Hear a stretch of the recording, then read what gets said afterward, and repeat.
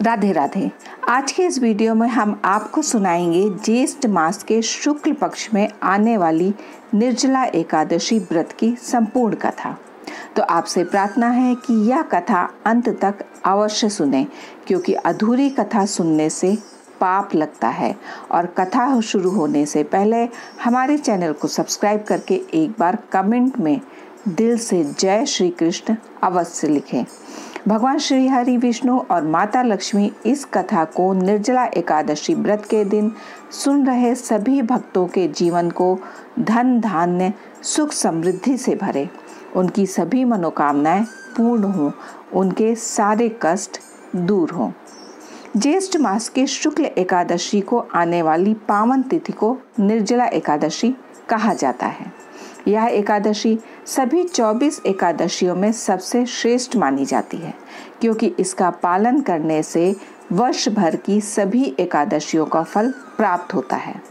इसे ही भीमसेनी एकादशी भी कहा जाता है, क्योंकि महाभारत कालीन पांडवों में भीमसेन ने केवल यही व्रत किया था और उन्हें पूरे वर्ष की एकादशियों का पुण्य प्राप्त हुआ था।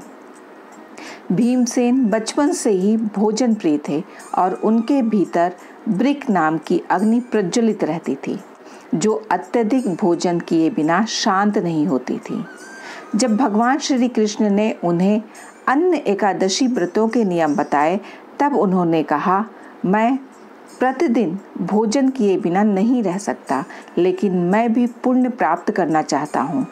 तब वेद व्यास जी ने उन्हें यह व्रत बताया, जो केवल एक दिन में ही वर्ष भर की सभी एकादशियों का फल प्रदान करता है।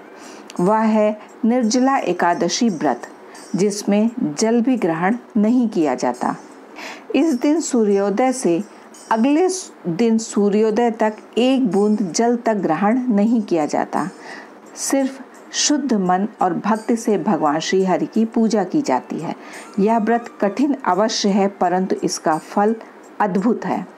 शास्त्रों में कहा गया है, जो इस दिन निर्जल व्रत करता है वह जन्म जन्म के पापों से मुक्त हो जाता है और अंत में वैकुंठ धाम की प्राप्ति होती है। भगवान श्री कृष्ण स्वयं कहते हैं, जो भक्त एकादशी को अन्न और जल त्याग कर केवल मेरा स्मरण करता है, उसके सभी पाप नष्ट हो जाते हैं। यमराज के दूत उसके समीप भी नहीं आते। उसके अंत समय में विष्णु दूत आते हैं और उसे स्वर्ण रथ में बिठाकर बैकुंठ ले जाते हैं।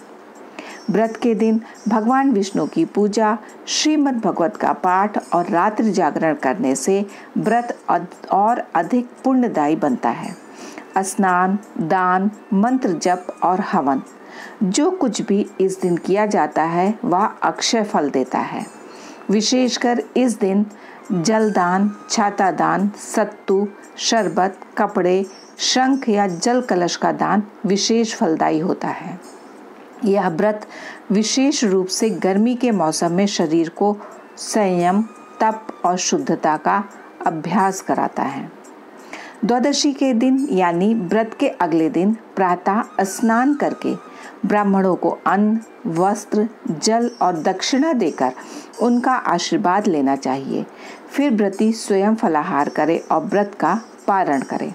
पारण करने का समय सूर्योदय से पहले नहीं, बल्कि द्वादशी तिथि में सूर्योदय के बाद उपयुक्त मुहूर्त में ही करना चाहिए। ध्यान रहे, इस दिन बाल कटवाना, बाल धोना, दांत साफ करना, नींद में दिन बिताना, क्रोध करना या किसी भी जीव को कष्ट देना वर्जित माना गया है।